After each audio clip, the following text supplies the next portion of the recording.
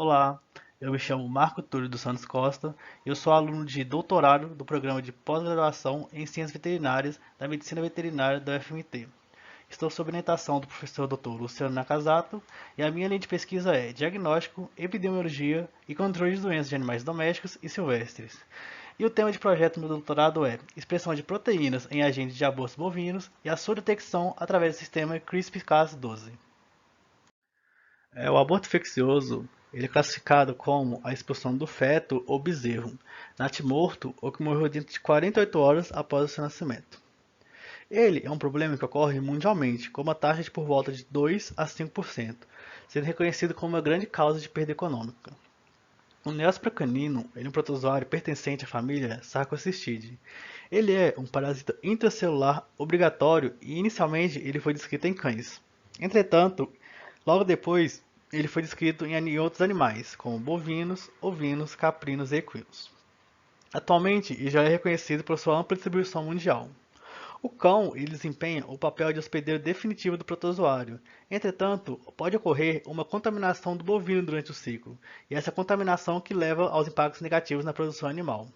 A doença causada por esse agente é chamada de neosporose, e ela gera impactos principalmente na criação de gado leiteiro, devido à sua capacidade de causar abortos e mortalidade neonatal.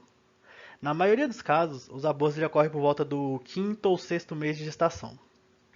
Além disso, o Neospora canino ele possui duas formas de reprodução.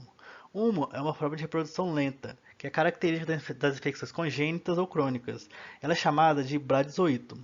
E outra é uma forma de reprodução rápida, que é característica das infecções agudas. Ela é conhecida como taxoito. Os taxoítos eles são a principal forma do neóspora que é associada ao aborto. Estudos também já demonstraram que essa forma de taxoíto expressa proteínas específicas quando está causando grande toxemia em um hospedeiro.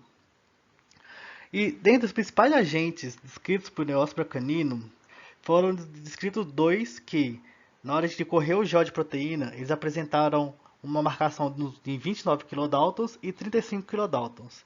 Esses antígenos eles eram bem parecidos com os antígenos de outro agente da mesma família, que é o Toxoplasma gondii. Então, devido a essa alta semelhança entre esses dois antígenos, ele recebeu o mesmo nome, sendo que o de 29 kilodaltons chamado de NC de Neospora canino SAG1 e o de 35 kilodaltons chamado de NC-SRS2. Atualmente, existe uma grande variedade de organismos que podem levar a um aborto infeccioso em bovino, como é o caso do Toxoplasma gondii, que é muito semelhante ao Neospora canino. Apesar disso, a detecção desses agentes, existem várias técnicas moleculares que podem ser feitas, mas mesmo assim ainda existe uma grande dificuldade de fechar o diagnóstico de um aborto infeccioso. Então, faz a necessidade de desenvolvimento de diagnósticos que possam ser mais eficazes para determinar com maior certeza qual agente causou um aborto em um bovino.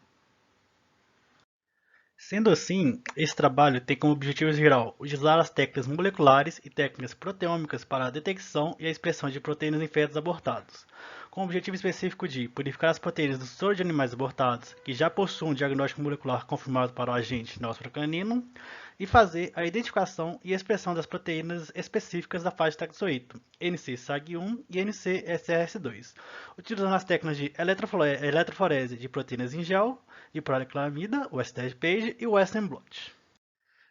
As amostras que serão trabalhadas nesse trabalho serão amostras de fetos bovinos que chegaram e que irão chegar no Hospital Veterinário da UFMT.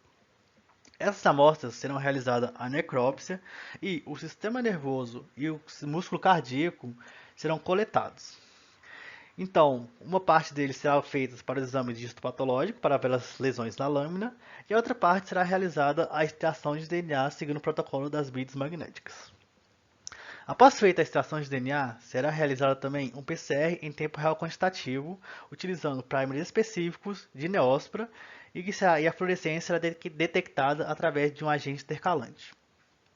Com o resultado do PCR junto com o resultado da lâmina de histopatológico, nós iremos realizar a nossa triagem para ter que as nossas amostras trabalhadas são realmente suspeitas de aborto para o Neospora canino, confirmada em pelo menos 2 testes. Após isso, nós iremos coletar então o sangue e o conteúdo abomasal dos fetos. Após essa coleta, será feita a purificação das proteínas, em que elas serão preparadas para correr no gel de poliacrilamida.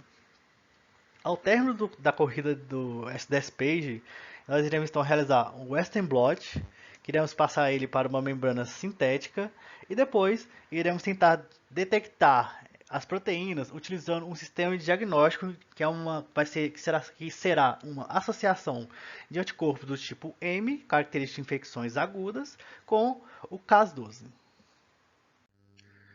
Então, esse trabalho ele começou a ser feito em março de 2023. E o que nós fizemos até o momento? Nós já iniciamos o nosso processo de coleta de amostras, que no caso seriam os fetos bovinos. Nesse caso, a coleta ela já inclui a necrópsia, a extração de DNA e o histopatológico. Hoje, no total, nós já temos 29 amostras que são indicativas de aborto por neóspora, tanto no PCR em tempo real, junto com o histopatológico. Então, essas 29 amostras já se enquadram em nossas amostras trabalhadas nesse projeto. Atualmente, nós estamos no meio do processo da padronização dos protocolos. Por quê? Para trabalharmos, nós precisamos de um controle positivo. E esse controle positivo ele está sendo feito através da sua clonagem em Escherichia coli modificadas, no caso, as BL21s. Então, atualmente, nós estamos trabalhando na padronização do protocolo de expressão da proteína para podermos purificar e sempre que nós formos correr uma amostra de um feto abortado, iremos correr esse controle também.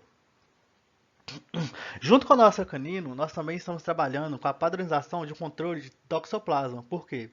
Como os dois são agentes muito próximos e as proteínas são muito próximas, um controle de toxoplasma também sempre a ser feito junto com o controle de neóspora para que nós possamos garantir a especificidade dos nossos testes.